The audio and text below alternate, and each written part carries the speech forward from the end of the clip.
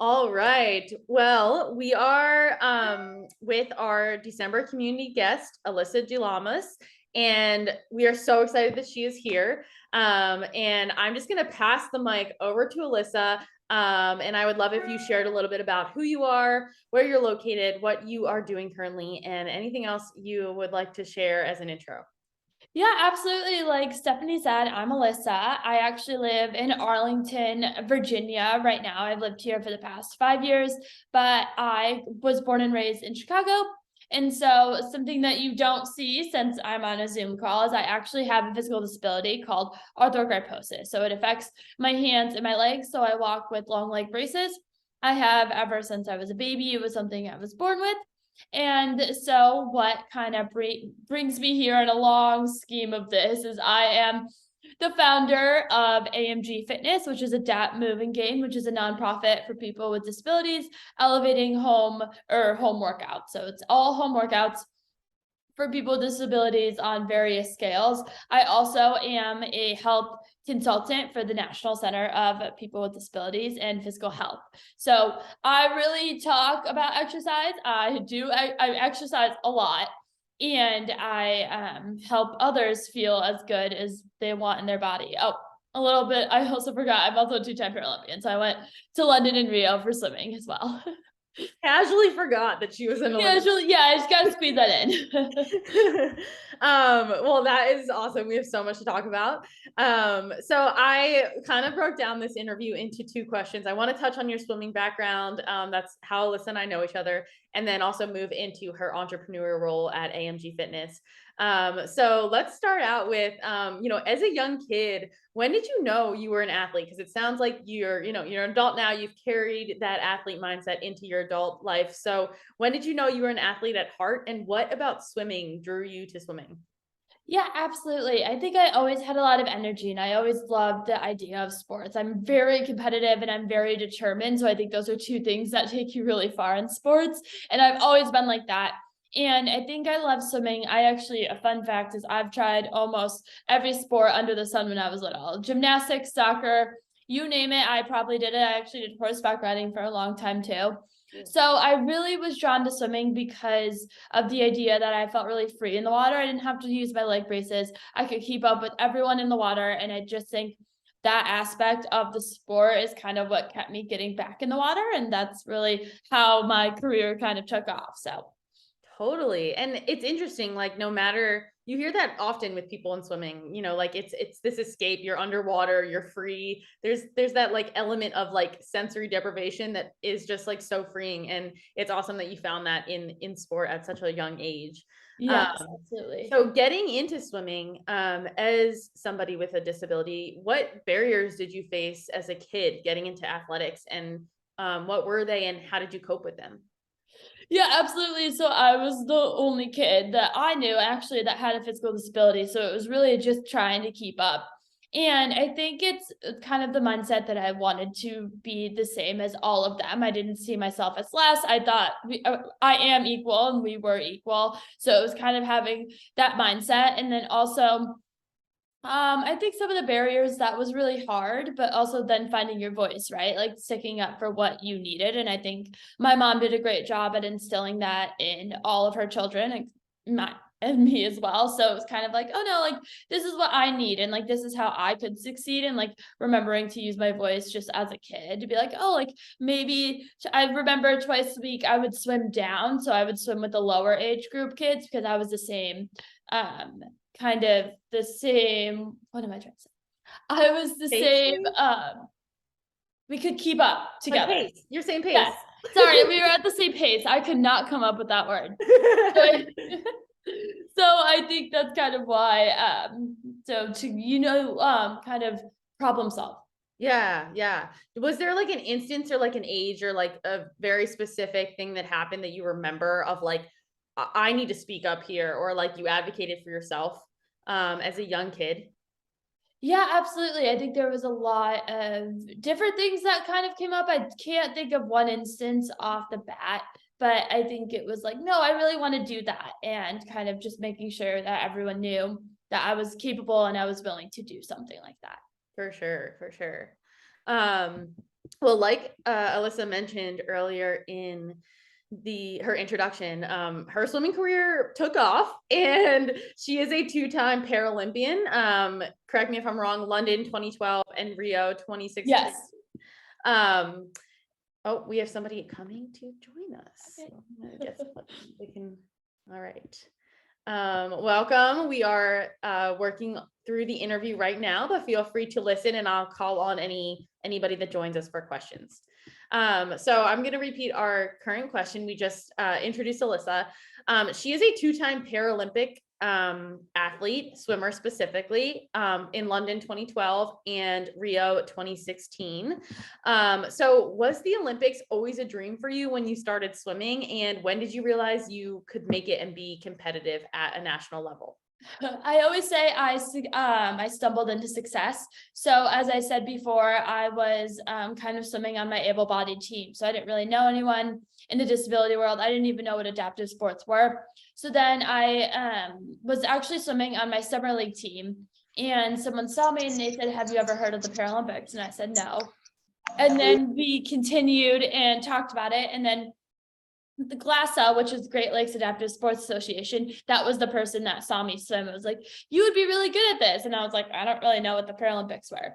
So at the age of 13 and 14, I went to my first nationals. And I think that's why I say I stumbled into success, because I came back winning 5 titles at nationals. And I was like, "Oh, I'm really fast in now a world that is fair, and that just takes it from your ability and not so much just as fast as you are." So I think that's kind of why I stumbled into success. So yeah, I did not grow up thinking I was going to be a Paralympian, but it was a really cool moment after that whirlwind of like 6 months. So I got into that world at nationals like a year before London, which is very, very soon. So I didn't think London was kind of a goal, but I knew Rio was even more of a goal, if that made sense. I was young. I was 15. I was like, I don't, like trying to figure out this world that I was still just tapped into. And I went to the Pan Am Games, and a coach sat me down because I remember I got silver and I was supposed to get gold. I was seated first and someone out touched me, and it was a mistake I did because I was looking for the girl, and in swimming, you don't do that because of that, but it was again learning. And I was just like, I'm so thankful to have silver, but I'm still so mad I didn't get gold. And the coach looked at me, she's like, "You're London material. You're going to London." And she said that to 2 girls on the team, and we were the only 2 from that team to make the London 6 months later. So it was just, she was looking at me when I made London, and she was like, "I told you so." And I was like, "I didn't believe you." I have chills. That is so crazy was that somebody like, advocating for you in a way? Like, was she kind of like, "I see this in you, like, go for it"?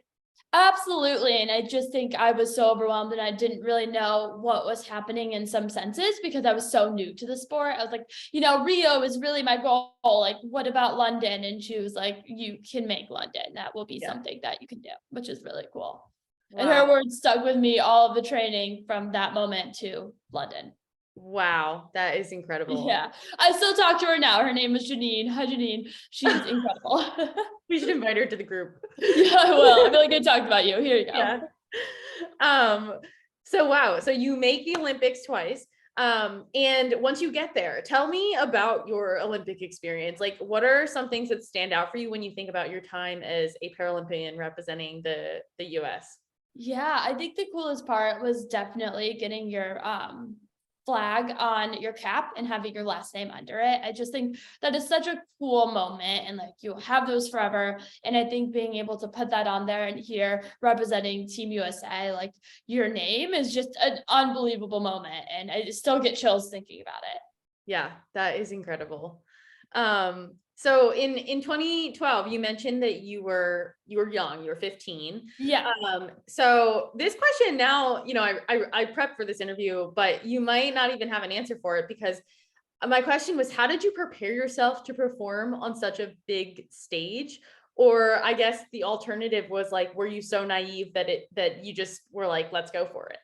Yeah, I think the first year, especially in that whirlwind year, like I found out about the Paralympics and I was out in London a year later. So I think it was definitely, the goal was to make London, if that made sense. I got there. I made it. That was the goal. And the goal was to make finals, and I did that. So I think coming off so young, you're so excited. But then I think the real pressure set in Rio 4 years later, because, I wasn't young anymore. It was something that I needed to do. And so I think that's kind of how I handled the pressure. I wouldn't say now, stepping away from sport, I handled it as well as I could have, but I handled it as well as I could have in the moment.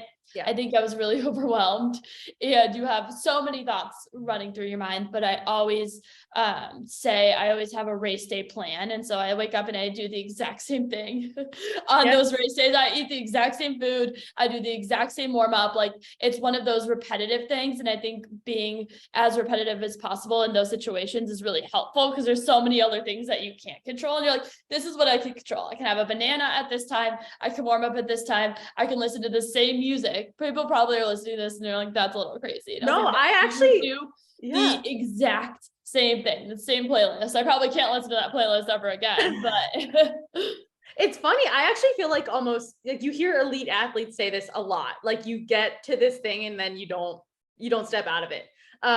So can you share like a few details? Like, what is the song, or like what food do you eat? Like, I would love to, if you could go into detail, but. Definitely. I think I ate a banana, and I would always wake up and have a coffee. And then I would drink at least 2 bottles of water, and then I would have another coffee. That would be my second coffee, and I would sip on that coffee. And I always probably had a power bar and a banana. And I get like really bad race shitter. So that was like the last of it. And you'll think it's funny, because I was really worried about the coffee situation in Rio. So I actually got like these caffeine pills that had the same amount of caffeine as like a regular cup of coffee. So if I couldn't get that coffee, I could still like, literally, it was like regulated to like the milligram of what I needed to get through the race. And I was like, that's probably definitely what we did in Rio, because there's a lot of things that we didn't know if we could get, or like, like there's so many things out of your control. Totally. Well, then that's the benefit of knowing exactly your race plan, so you can like literally replicate it in other places, because like once you have that dialed in, you can make that work wherever, Exactly. Awesome. Well, from your experience, I'm interested to know, like, does a large global organization such as the Olympic Committee treat Paralympians the same as their Olympic counterparts? And I know, like, you are not speaking for everybody, you're just speaking from your experience. But what advocacy, messaging, and voices need to be heard if needed around that whole experience? So, London and Rio, we were separate entities, and now we are the Olympic and Paralympic Committee. So we are all one. We get paid the exact same amount as Olympians, and it was a really big deal. I think our funding increased like 300%. Like, someone did the math, and it was 300%. So I think that was a really cool shift. And unfortunately, I wasn't a part of that shift in the swimming world. It happened after I retired, but to be able to say like, okay, like this is definitely a step in the right direction, because I think a gold medal in the Olympics is what, $30,000. Well, I don't and know. I think if the gold medal before this was $5,000. And so like in the Paralympics, so like that's a big deal. And like that's people's livelihoods. Like the Paralympics, like I was still a professional swimmer, so all the time and resources and money that go into the Paralympics should also go into the Olympics. And I think it was really cool to see that and see how it would change throughout the next coming years, because you can be now a professional Paralympian, and like you can survive off that, and you can do that. You can't survive off $5,000 every 4 years. Yeah, that is so interesting. And so also, it's really cool to see the sport change. Totally. And even though like you're not benefiting from that, like you can speak to what it was before and how it's changed. Like, I think my parents were like, yeah, you can't just be a swimmer. I'm like, are you sure? I went to London and Rio. They're like, no, you need to get a job. Crazy. You go to 2 Olympics and it's not making you money. I mean, what else? True. Yeah. Well, that's so interesting. And I don't think a lot of people know this, but you've been to 2 Olympics, but you also were a Division I NCAA swimmer. So little do most people know that are listening, Alyssa and I actually connected from our time together at Loyola University of Maryland, swimming as a Division I athlete. I transferred after my freshman year, but Alyssa stuck it out, and she Stuck it out. she competed for 4 years at Loyola. Mhm. So looking back at your time in collegiate athletics at the highest level, especially, as a D1 athlete, what is your reflection as an athlete on a mixed ability team, and as an athlete with a disability in the NCAA? Yeah, absolutely. It was really cool. Our coach, Brian, was a huge influence. He's still awesome. And I think what was really cool and what he kind of said is like having people with a disability on your Division I team. You might not see the impact when you're swimming right next to them every single day because that's something new, but I think they look at disability in such a different way, and disability appears in so many different ways throughout someone's life. It could be their dad, it could be their daughter, it could be anyone. And he's like, I think having that mixed ability team and swimming that changes those people's lives after that and how they view disability, which I think is really cool. And I thought it like hammered it home, and I was like, yeah, I thought that was cool. Yeah, absolutely. And I personally, like, even just 1 year there, I think Brian really like cultivated that messaging really well through his actions. And I think I learned a lot from being on that team. And I'm so glad that you had a great experience as well. Yeah, absolutely. It was a lot of work though. I will say that. I think it teaches you how to have great time management. I think it teaches you about teamwork. I think it really sets you up to be super successful in like the workforce and any kind of life after that. But it's also very, very hard. I think people who have done sports in college and then don't do sports in college have very, very different views and experiences. Absolutely. Absolutely. I mean, it's like a full-time job. Yeah, it is. Um, to circle back on all things swimming, what are you most proud of? What is your, like, what accomplishment? You have so much just in swimming alone. What are you most proud of? I would say not actually a lot of people know this. So I was still swimming when I graduated from Loyola. I was still swimming on Team USA. So that first year, I actually was working a full-time job, and I had moved to Arlington, Virginia. And 3 times a week, I would wake up at 4:30. I would drive to Loyola, and I would still swim with under Brian. Oh my God. And then I would go to my office because my job at the time let me work out of the Baltimore office. So I would work at the Baltimore office and then drive home. And that's kind of my training schedule for the first year I lived here. And I know it was really difficult, and it led me to a gold medal, which is very worth it. And that's when I ended my swimming career. But I think that's one of the proudest moments because it was not what everyone saw, it was what everyone didn't see, right? Everyone saw the gold medal at the end, but didn't see the sacrifice and how much work it took to get that. And working a full-time job and still swimming on Team USA was definitely very difficult. Oh my gosh. And learning how to navigate, right? I'm 22 years old. I just moved to a brand new city. I know no one, and I have all of the other things that I needed to happen too. Oh my gosh. I mean, that's incredible. So that's a great way to answer our following question, which is, like, a lot of people in this community are looking for ways to make sports sustainable and like a lifelong thing. And swimming obviously can be a lifelong sport. What are some things, maybe mental and physical, that you feel helped with your longevity, even if, you are a retired swimmer now, but you clearly were very competitive throughout your adulthood?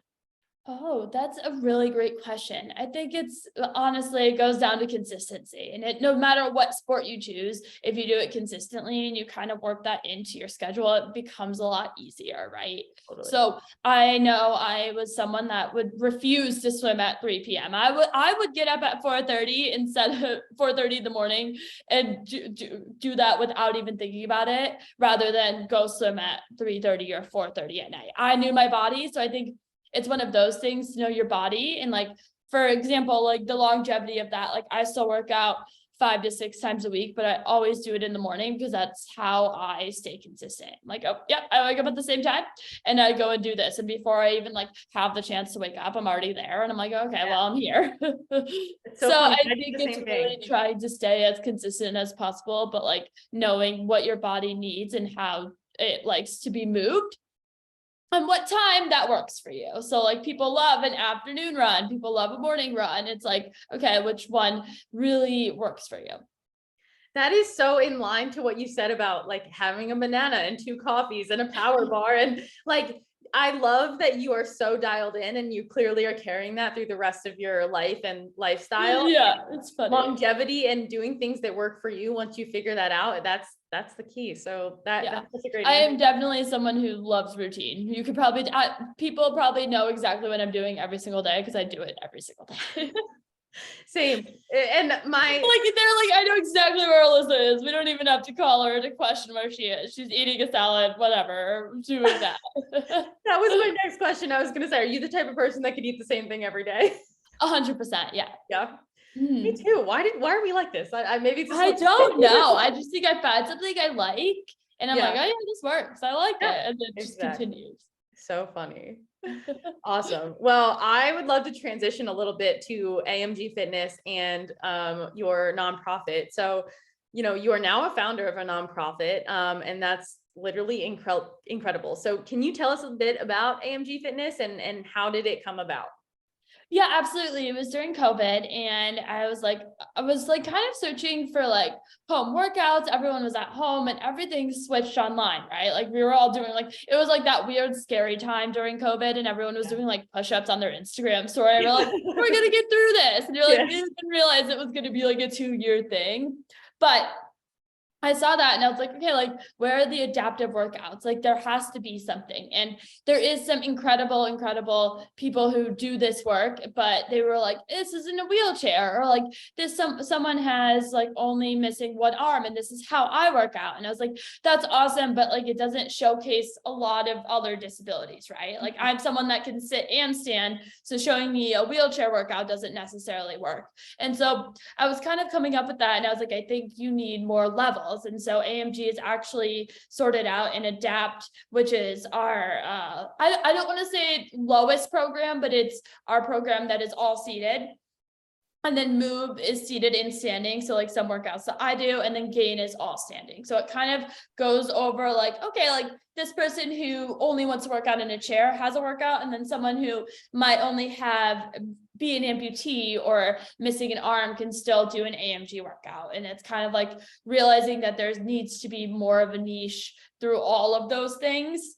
And that's kind of how it was created. And I'm, again, being who I am, I'm like, I don't see this, so I'm going to create it. And I think that's it, like circled around. There was a lot of different ways I was going about this prior to making it a nonprofit, but I really didn't want people to pay for it. And I was like, that's why I really wanted to go into the nonprofit space. That is so cool. And like, as an able-bodied person, it makes me realize how the term disability is such an umbrella term, and you can't just like shove everything under that. And like, yeah, it's so absolutely specific to each person. And it's amazing that you created something that can recognize that. Or it's like senior citizens, right? They need workouts to sit in a chair too, if like they don't want to get up and like risk them falling or something like that. So yes, a disability is such an umbrella term, and I think that's why I like AMG, because it can be so many different people at so many different points in their life. Totally. That's so awesome. So you're in COVID, you're creating these workouts. From the beginning to now, what has been some of the biggest challenges and like learning curves, or even like a time that you failed and you learned? Because clearly you've developed this amazing brand and workout programs, but you came a long way in a couple of years. So I'd love to hear about that. Yeah, absolutely. I really think it was kind of like a trial and error. And I think it's hard because I'm not a one-person show anymore. I have a great AMG team, but I was a one-person show. So you could get on a call and someone would be, love to do this. And you have to get off the call and be like, okay, like, what's the paperwork I need on this? Like, and it's like all of the admin stuff and all of the things people don't see that I think is really difficult. And being so new and really learning in that space, I'm like, oh, that's not something you could do at nonprofit. Oh shoot, I thought you could do that. And like kind of like having to learn that way. And I think what was really difficult in the first year is because we were so new that we did get some corporate sponsorships. CVS is a corporate sponsorship, Degree is a corporate sponsorship. Hopefully Zappos Adaptive will be a corporate sponsorship, but it was also like learning how much is how much to ask and how we're like not selling yourself too short, but also in that like sweet spot. And I think sometimes I hit it on the money, and then sometimes I needed to be like, oh, okay, like kind of go back, be like, okay, but like this is a nonprofit. We do need these resources, and we need money to keep those resources going. So it was really learning how to make that work for both AMG and the people we were talking to in the business world. Yeah. And so, did you, in those moments, did you like seek advice from, financial advisors or like other people that have done that? How did you find that? Believe it or not, I asked my family a lot. Like my dad was actually great. So I was like, I think I'm gonna ask for this amount. He's like, no, you need a higher. And he's Awesome. always like, yeah. So that was really nice. And so I think I leaned on my family a lot in that senses. And I think they are very smart and have awesome business jobs. So they were able to kind of help me through that. Cool. That's awesome. Mhm. And it's so cool that you had like kind of, your people around you that could just give you that input, and support you in your endeavor. So I'd love to hear a little bit about like, where is AMG Fitness now? And, what are your short-term and long-term goals for AMG Fitness? Yeah, absolutely. We just turned a year and a half in September.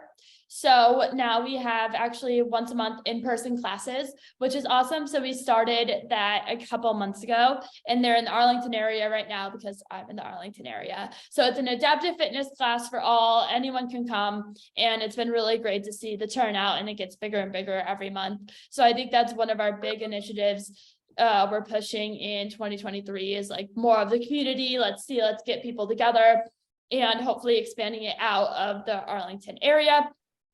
And we actually have a virtual 5K every year. So that was last year. And then we'll have another one this year that's an adaptive virtual 5K. So you can push, you can walk, you can run, or you could do an AMG workout that all counts. So I would love to, that's definitely such a great way to support the AMG community. And that's our big fundraiser coming up next year. Oh, cool. Awesome. Well, that sounds like a great way for our community to get involved. That was my next question, but, how else can we get involved, or what's the best way that, people listening can support you? Yeah, absolutely. Honestly, the word of mouth, just tell people about it. Tell someone that might use it. Tell someone whose friend might use it, and really just share the word. And obviously we're a nonprofit, so any kind of support financially would be incredible, as well as we are running on those for For next year. sure. And where can they find you on socials or like your website?